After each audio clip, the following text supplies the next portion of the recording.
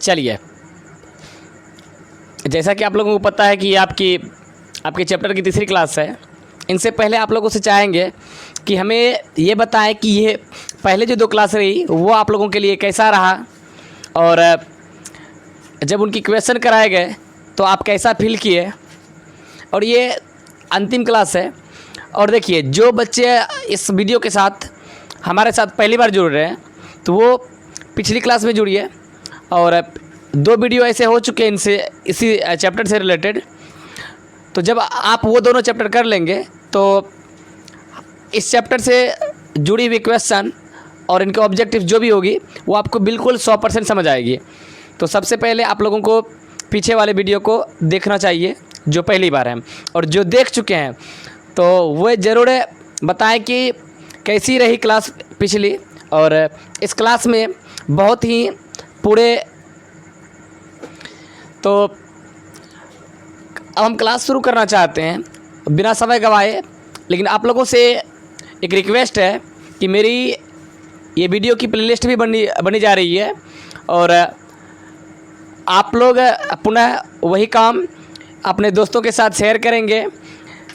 चूँकि जो बच्चे हमसे नहीं जुड़ रहे हैं तो वो हमसे जुड़े और हमारे क्लास का लाभ उठाए।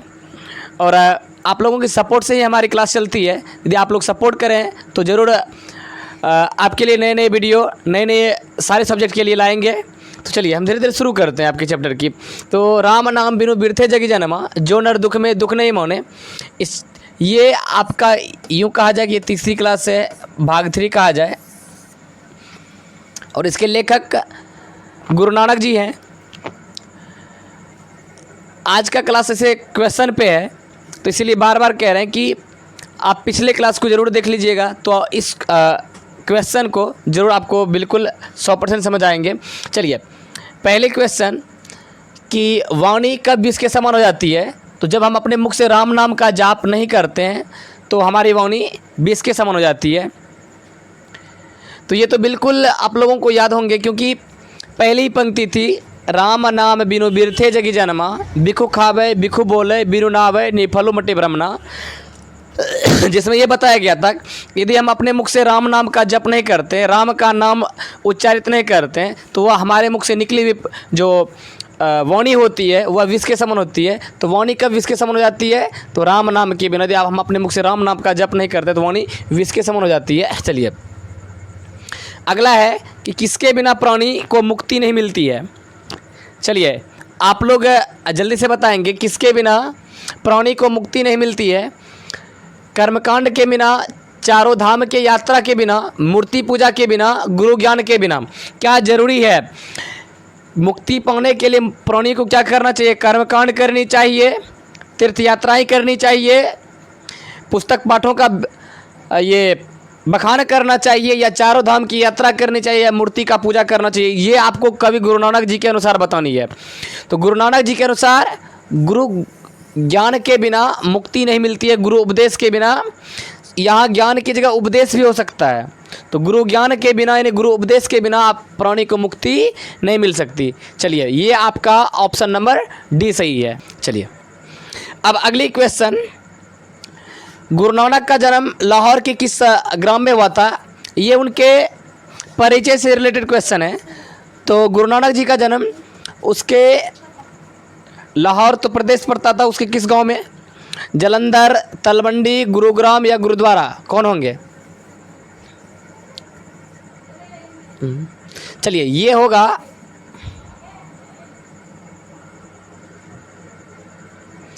ये तलवंडी हो जाएंगे। ऑप्शन नंबर आपका बी हो जाएगा। तो गुरु नानक जी का जन्म लाहौर के तलवंडी ग्राम में हुआ था। चलिए, अगली क्वेश्चन। चलिए, राम नाम बिनु बिरथे जगी जनमा पद में किसकी आलोचना की गई है? आप लोग तेजी से बताएंगे। राम नाम बिनु बिरथे जगी जनमा में किसकी आलोचना की गई है? कभी कभी ऐसे भी होंगे कि किसका विरोध किया गया है। आलोचना किसका किया गया, किसके विरोध किए गए हैं। तो यदि आप लोग पिछले क्लास किए हैं तो आप लोगों के ऑब्जेक्टिव्स देखकर ऐसा लगेगा कि हम जान पा रहे हैं। तो आप लोग अपने अनुसार तेजी से आंसर बताएंगे क्या होगा। बाय आबंडर या कर्मकांड का आलोचना किया था, या नाम राम नाम की या गुरु ज्ञान की या ये सभी सारे होंगे, जल्दी से बताएंगे। और साथ में अपना स्कोर भी लिखते चलेंगे कि आप लोग कितना सही कर पा रहे हैं। चलिए, तो ये जो विरोध किए थे, आलोचना किए थे, ये बाह्य आवंडर और कर्मकांड को, बाह्य आवंडर और कर्मकांड का आलोचना की जगह आपको विरोध भी आ सकता है कि गुरु नानक जी ने किसका विरोध किया था। गुरु नानक जी बाह्य आवंडर और कर्मकांड का विरोध किया था, वर्णाश्रम व्यवस्था का विरोध किया था। ऑप्शन में इसकी जगह एक और ऑप्शन में जोड़े जा सकते हैं, वो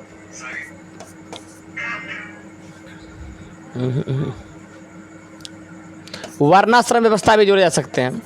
इसका भी उन्होंने क्या किया था, विरोध किया था। तो वर्णाश्रम व्यवस्था, बाह्य आवंडर और कर्मकांड, तीनों का विरोध किया था।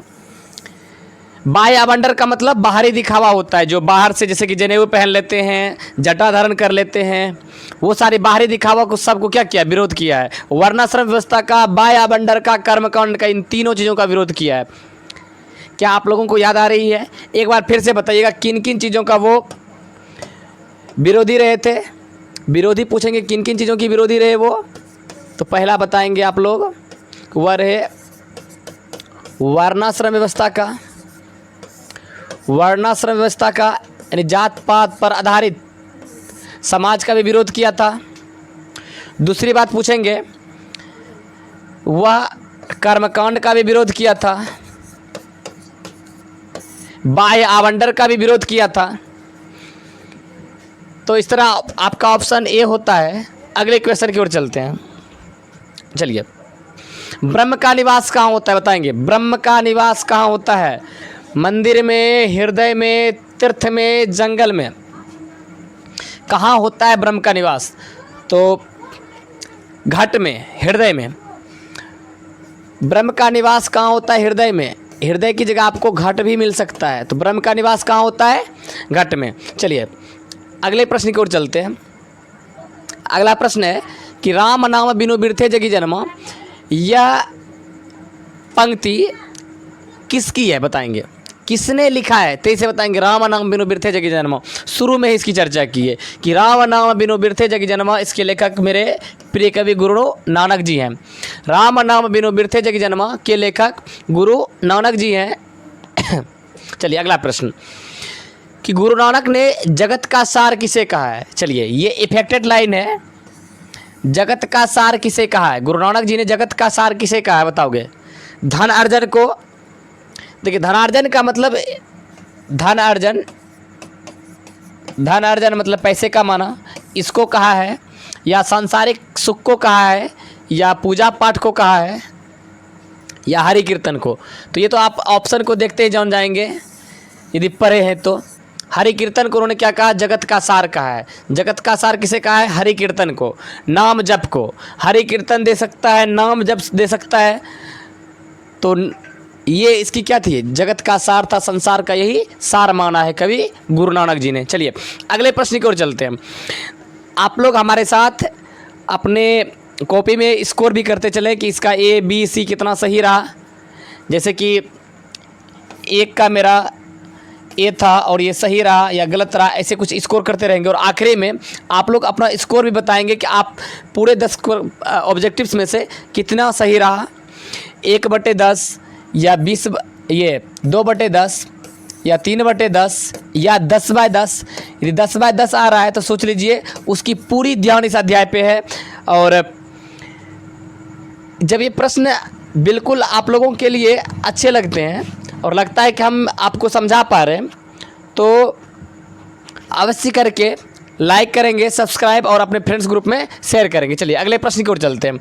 अगला प्रश्न होता है आपका, गुरु नानक की रचना बताओगे कौन सी है? गुरु नानक जी की रचना बताओगे। अति सुधो स्नेह को मार्ग है, या असवाहिनी ले बरसो, या जो नर दुख में दुख नहीं माने। तो ये गुरु नानक जी की जो रचना है, जो नर दुख में दुख नहीं माने, सुख स्नेह अरु भय नहीं जाके। तो गुरु नानक जी की रचना है जो नर दुख में दुख नहीं माने। हो सकता है इसकी जगह एक और ऑप्शन दे सकता है ऐसे, राम नाम बिनु बिरथे जगी जन्मा। राम नाम बिनु बिरथे जगी जन्मा, राम नाम बिनु बिरथे जगी जन्मा। ये भी आपको ऑप्शन में दे सकता है। जब ये ऑप्शन देगा तो ये भी गुरु नानक की ही रचना है, और जो नर दुख में दुख नहीं माने, ये भी रचना गुरु नानक जी की ही है। चलिए अगले प्रश्न की ओर चलते हैं हम लोग। अगला प्रश्न होता है कि जो नर दुख में दुख नहीं माने, ये किसकी कृति है? कृति का मतलब रचना, किसका रचना है? जो नर दुख में दुख नहीं माने किसकी रचना है? तो ये गुरु नानक जी के हैं। फिर यहाँ भी हम कह सकते हैं, ऐसे ही प्रश्न हो सकता है कि जो राम नाम बिनु बिरथे जगी जन्मा, ये किसकी कृति है? तो वहाँ बताएंगे गुरु नानक जी का। चलिए अब आखिरी प्रश्न है, शायद ऑब्जेक्टिव्स आपकी आखिरी प्रश्न है कि हरिरस का अभिप्राय क्या है? हरिरस का क्या अभिप्राय है? वनस्पति रस, सांसारिक रस, आनंद रस, ब्रह्म का आनंद या मधुर रस? तो यह है ब्रह्म का आनंद। ब्रह्म का आनंद मतलब ब्रह्म की प्राप्ति, ब्रह्म में आनंद, ये है हरिरस का अभिप्राय। हरिरस का मतलब हुआ कि ब्रह्म की प्राप्ति में या ब्रह्म की प्राप्ति में जो आनंद प्राप्त होता है उसी को क्या कहा गया? हरिरस। ब्रह्म की प्राप्ति में जो आनंद होता है उसे हम लोग क्या कहें? हरिरस कहते हैं। चलिए ये शायद, हाँ चलिए आपकी कंप्लीट ऑब्जेक्टिव्स हो गई। अब आप लोग बताएंगे कि कुल कितने स्कोर किए आप लोग। एक टोटल 10 प्रश्नों में से, इससे पहले भी आपको 25 ऑब्जेक्टिव्स अगले वीडियो में कराए गए हैं। पहली जो वीडियो रही है उसमें परिचय और परिचय से जुड़ी हुई ऑब्जेक्टिव्स रही है, और उसमें कैसा स्कोर रहा, इसमें कैसा स्कोर रहा, दोनों लिखेंगे। क्या बताएंगे क्या कोई ऐसे हैं जो 10 में 10 लाए हैं? यदि 10 में 10 ला रहे हैं तो ज़रूर लिखेंगे, और उम्मीद है कि सबका 10 में 10 आया होगा, और वो एकदम ये कहा जाए कि वो एग्ज़ाम के प्रति क्या है, सजग है, और उसकी तैयारी बहुत अच्छे ढंग से चल रही है, और किसी भी पाठ को जो पढ़ रहे वो सीरियस हैं, यदि सारे सही हैं तो। चलिए अब आपकी जो इस NCERT बुक की जो चैप्टर की जो बुक का जो क्वेश्चन है सब्जेक्टिव वाला, वो अब हम लोग क्वेश्चन कर लेते हैं। चलिए बहुत आसान सा सवाल है। तो हम देखिए आपके समय को बचाने के लिए हम क्या किए, पहले लिख के लाए हैं ताकि आपको कम ही समय में ज़्यादा से ज़्यादा क्वेश्चन करा सके और एक ही क्लास में ख़त्म हो सके। देखिए कहता है कवि किसके बिना जन्म लेना व्यर्थ मानता है। व्यर्थ मतलब बेकार, किसके बिना जन्म लेना व्यर्थ है? तो देखो कवि गुरु नानक जी के अनुसार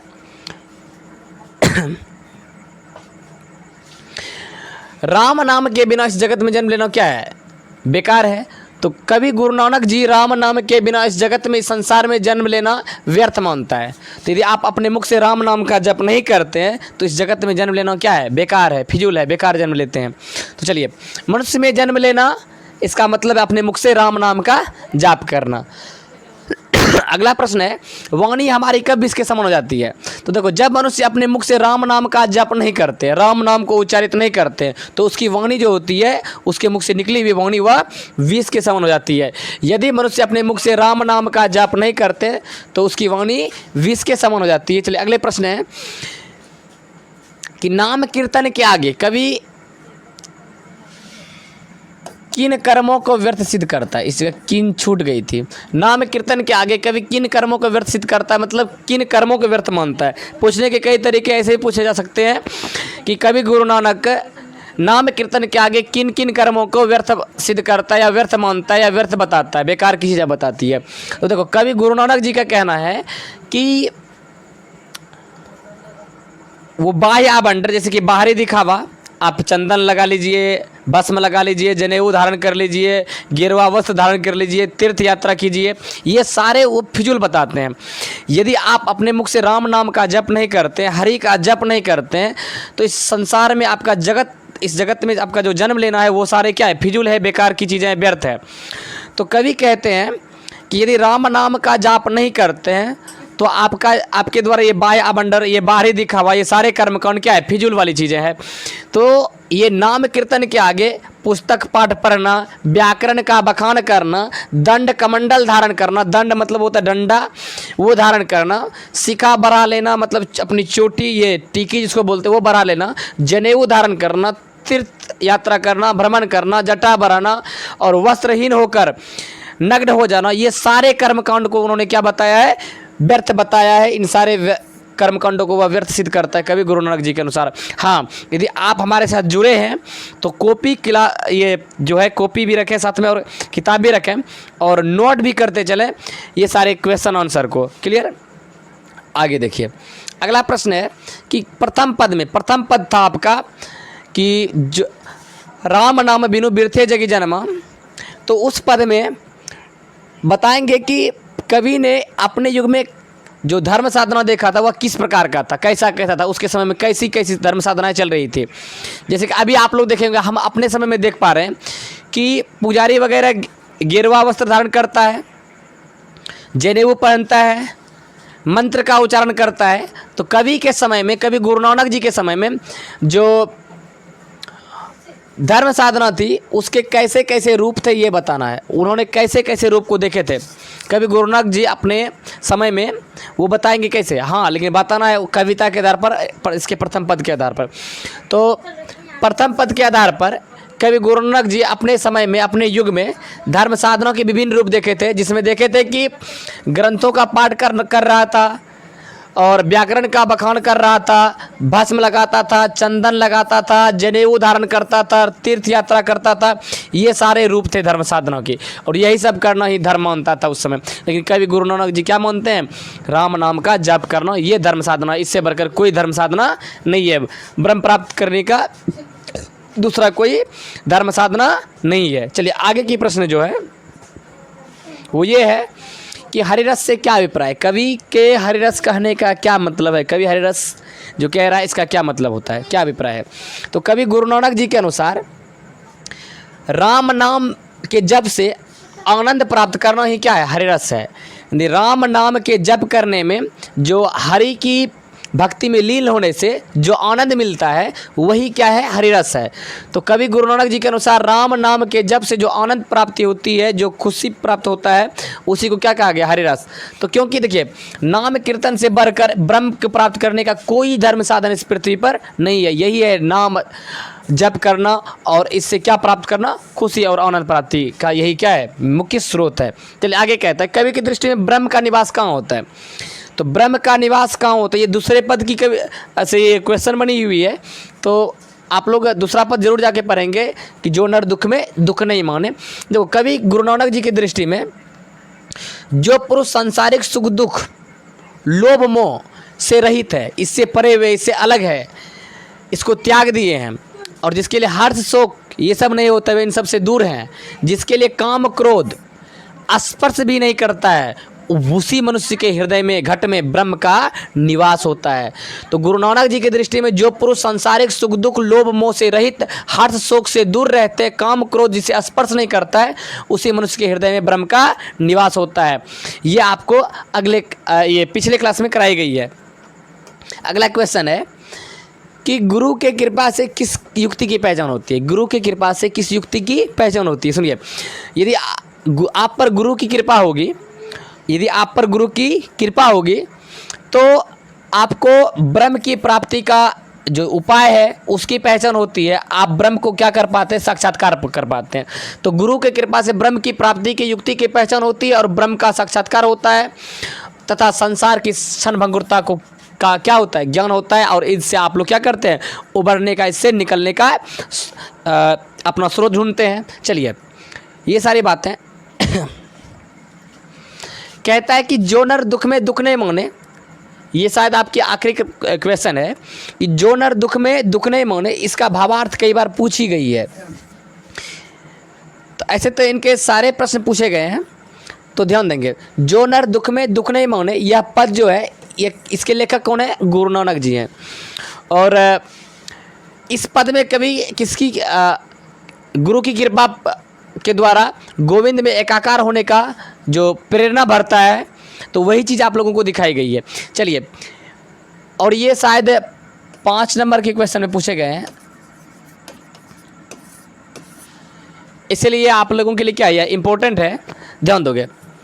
जो नर दुख में दुख नहीं माने, पद के रचयिता गुरु नानक जी है, और इस पद में कभी गुरु नानक जी के गुरु की कृपा द्वारा प्राप्त कर गोविंद से एकाकार होने की प्रेरणा देता है। इस पद में इस पद में कवि कहते हैं कि जो मनुष्य दुख को दुख नहीं समझता है, दुख होने पर दुख नहीं समझता है और सुख दुख में सदा एक समान रहता है, उदासीन रहता है, जो सोने को और मिट्टी में कोई अंतर नहीं समझता है, दोनों को एक समान समझता है, मतलब सोने को मिट्टी समझता है, और जो किसी की निंदा भी नहीं करता, ना किसी की प्रशंसा करता है, लोभ मोह से दूर रहता है और जिसके लिए मान अपमान नहीं होता है, उसी पुरुष के हृदय में क्या होती है, ब्रह्म का निवास होता है और उसे ही ब्रह्म की प्राप्ति होती है।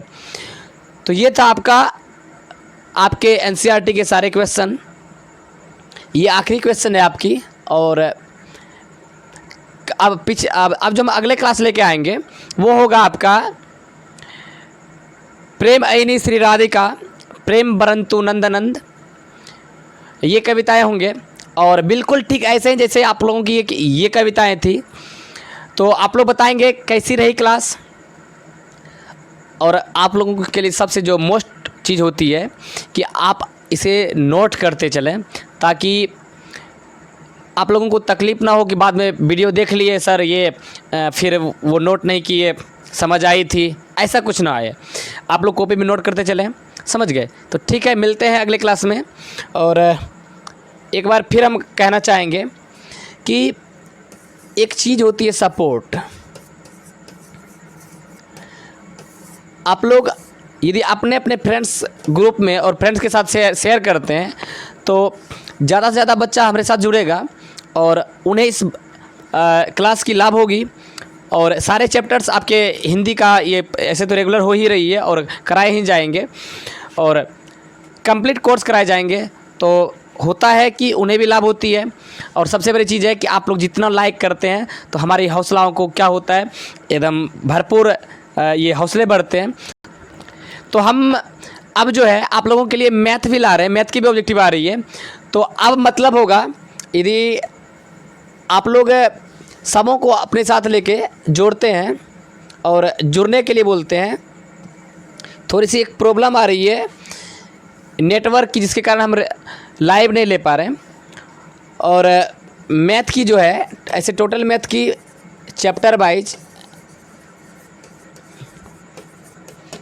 आपका ऑब्जेक्टिव तैयार है। तो इसी तरह ऑब्जेक्टिव्स और सब्जेक्टिव आपके मैथ के भी लाए जाएंगे और यह भी क्लास धीरे धीरे अब प्रॉपर ढंग से होने वाली है। अब होगी, दिखेगा कि क्या है पावर ऑफ बीसीसी, ये दिखेगी। तो ठीक है, मिलते हैं कल की क्लास में। Okay, bye bye.